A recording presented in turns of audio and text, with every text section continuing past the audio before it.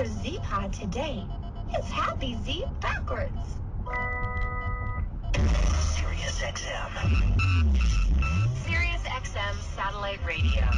Sirius XM makes you laugh with clean comedy on Laugh USA. Raw Dog is Sirius XM's comedy club. Comedy Greats features the greatest comedians of all time. And Jamie Foxx presents music, comedy, and entertainment on the Foxhole. Hi, it's Jeff Foxworthy. Listen to me and all our buddies on Jeff and Larry's Comedy Roundup. Looking at the two podiums here in Miami tonight, we're less than 20 minutes from now. Hillary Clinton and Bernie Sanders will be facing off in a Democratic debate. CNN is bringing the Univision debate to you live. Now, earlier today, I interviewed Republican frontrunner Donald Trump, fresh off his big wins yesterday and his pretty surreal victory speech, which, as we've said, he used to showcase some of his Trump products, which aren't actually products that are available. Steaks, some are calling it a QVC moment, fueled by Mitt Romney's recent remarks. I asked Trump about that. You'll hear his response in a moment, but first, let's pick up the interview where we left off before the break. Where does Trump stand now on his comments about going after the families of terrorists? You would still want to go after the families of terrorists? No, I didn't address anything. I clarified, very simply, we have laws. We have to obey the laws. Now, the laws have to... Terrorists would be against the law. I didn't say kill. We have to go after them, though. The family knows...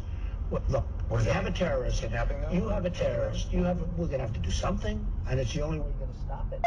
You know, I tell the story of General Pershing. You'll take a look at General Pershing in 1919 in the Philippines, how he stopped terrorism, okay? You'll take a look at it. It's too long a story to tell on your tape. It would take the whole thing, but it's one of the very interesting and very powerful stories. Look, we're going to have to be a lot tougher. We are playing with a different set of rules. ISIS chops off people's heads. ISIS drowns people in steel cages and pulls up the cage an hour later. Everyone's gone, 40, 50, 60 people at a time. But you said just Wait a minute, and we can't waterboard it. You said we got to play the game the way they play the game. We have to play the game at a much tougher level than we're playing. What does that mean, though? Well, it means we have to expand those laws. Does that mean cutting off heads? No, it doesn't mean that, but it means we have to expand the laws. Look. What does expand the laws? Anderson, let me explain something. We are playing at this level, and they don't care. They have no rules, and we have these rules that are very onerous. I mean, our military's brought in because you're too tough. Geneva Conventions on War. I know that, but you know what? It's funny. It's very interesting what happens with the Geneva Convention. Everybody believes in the Geneva Convention until they start losing, and then they say, oh, let's take out the bomb, okay, when they start losing. We have to play with a tougher set of rules. We have laws. We don't allow waterboarding. Think of this. ISIS these are smart people.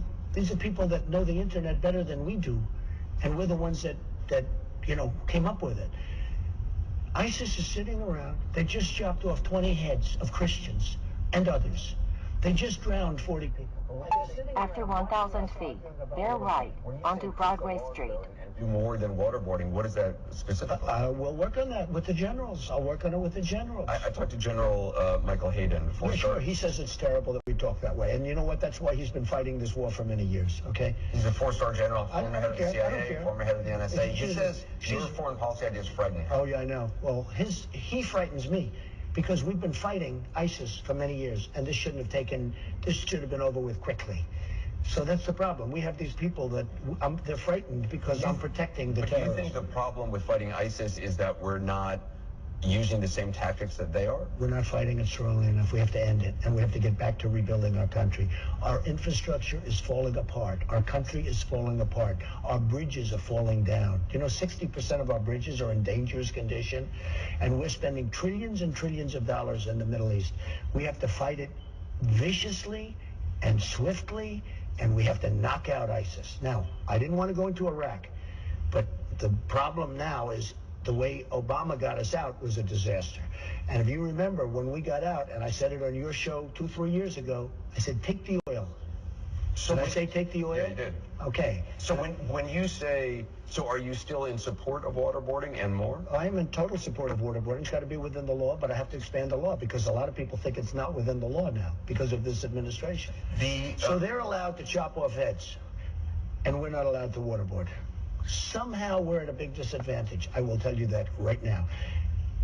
I was going to give you the analogy. So they're sitting around having dinner. They eat, believe it or not, too, even though they chop off heads and even though they drown people, and they're talking. Can you imagine the conversation when they're talking about how weak and soft and pathetic we are? and they go out and chop off people's heads, okay? They can't believe it. They can't believe it. I can ask you about the fact is, just in a nutshell, we have to be much tougher. If we're going to beat ISIS, They're right. we have to be much tougher than we are. When you have General Hayden saying, oh, that's so terrible the way Trump is talking, that's why we're losing. I got to ask you, I watched the press conference you gave last night, the victory speech. Obviously a huge night for you. Just a couple of factual things. The stakes you showed, those aren't actually Trump stakes, right? Oh, no, they're Trump. No, I buy them. I'm not going to kill the cow. No, but they're not sold. Those are, because the whole reason for showing those things was to fight back against what Mitt Romney said about a failed Just so you understand, Trump stakes. We sell the steaks through my clubs. I have many clubs and hotels, and we sell the steaks. But they're not sold at Sharper Image. They're not available to the public at large. No, they're sold so that business is gone. No, it's the same thing. It's an offshoot of it. I mean, it's the same thing. We do a tremendous steak business. Because those steaks were bought locally from a meat supplier. No, we buy a lot of steaks from different places. I don't want to buy, if I'm in California, I don't want to buy my steaks from New York. So those are the steaks you sell.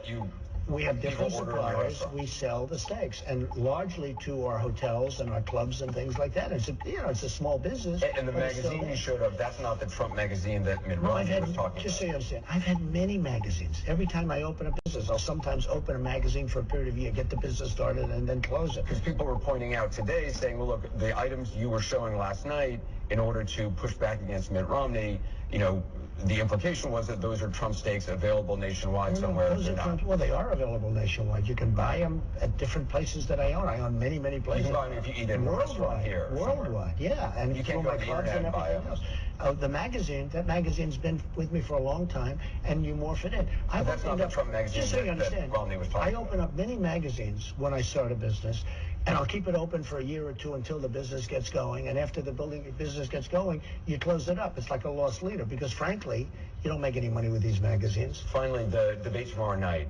Do you expect the tone, the tenor to be different than the last one? The last one was tough. I mean, you had people on both sides coming after you. It's such an interesting question. I think it's going to be much different. I must tell you, last time I was leading, and by the way, I don't know how you feel about it, but every single poll said I won the last debate. Every Drudge said it, Time Magazine said it. They do those online polls with hundreds of thousands of people calling in. In 1,000 feet, turn right onto Graham Place. When I went into that, I said, this is going to be an interesting evening. I will tell you, it's going to be a tough evening. Many people said, oh boy, I wouldn't want to be you tonight. That was going to be a tough evening. I mean, they were like wounded. They were really wounded. I think this is going to be much different. Now, I may be wrong, but I am now far and away the front runner. I think, here's the thing. The Republican Party is sitting on something that's so great. They're sitting on millions and millions and millions of people that want to be part of it. The worst thing they can do is knock me out. If I get knocked out, if I don't make it, every one of those people... So you think they're going to start to coalesce around you? Every one of those... I'm the only one who can beat Hillary, and I'll beat her easily. I'll bring in Michigan. I may bring in New York. We always talk about the path. The path is much tougher for a Republican. You do understand that structurally. Because if they lose Ohio, it's over. If they lose Pennsylvania, if they lose Florida, it's over. But I'll bring in states long beyond that. First of all, I'll win Florida. Will you debate Cruz if it's one-on-one?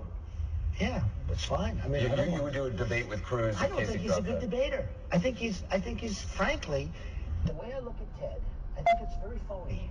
I think Ted is actually a bad talker, pretty good debater, bad talker, can't talk. I don't mind debating him at all.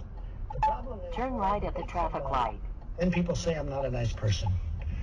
But they say you won the debate.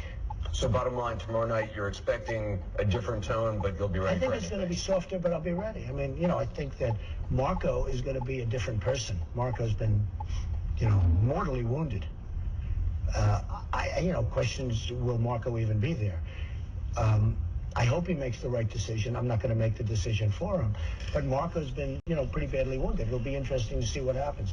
Kasich is interesting because he said he was going to win Michigan, and he lost. He said he was going to win it. I mean, he said to you, I think I watched him on your show. He never came out and said he would win, but he said he thought he would do very well. He said he would win Michigan. He didn't even come in second. Okay, so, I was of the impression if he didn't win Michigan, I'm not talking about Ohio, I'm talking about Michigan. If he didn't win Michigan, he would drop out. He came in third, okay? He didn't even come in second. So it'll be interesting to see what he says. And Ted is Ted. I mean, we've been playing the game now for a long time. These debates, to me, are getting very boring, if you want to know the truth. Mr. Trump, thank you. Have a good time. Appreciate it. Thank you. Well, lots to talk about in that interview. Just ahead, we'll have some reaction to what Donald Trump said, stakes and all. We'll also talk about what is at stake tonight for the Democrats. Bernie Sanders, Hillary Clinton, about to take the debate stage in about 10 minutes. Stay with us. We'll be right back. In 2013, where was Donald? He was firing Dennis Rodman on Celebrity Apprentice. CNN presents the next GOP debate on Sirius XM. I watched him repeat himself 5 times 4 weeks ago. In 1,000 feet, turn left onto 14th Street.